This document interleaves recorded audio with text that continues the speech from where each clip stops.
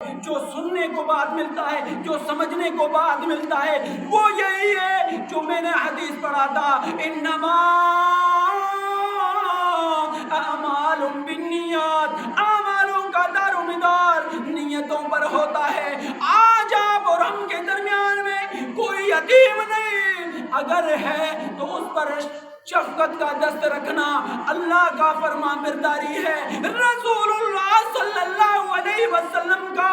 فرمان برداری بھی ہے اور سنت بھی ہے، اور تیرے میرے سونے حضرت علی رضی اللہ عنہ کا فرمان بھی ہے اور اس سے محبت بھی ہے۔ ہم سارے یہاں پر بیٹھے ہوئے ہیں، علی والے ہیں، ابوبکر والے ہیں، عثمان والے ہیں،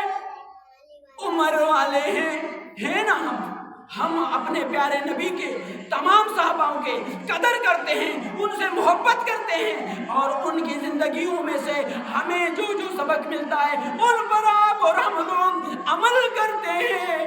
حدیث کی زد میں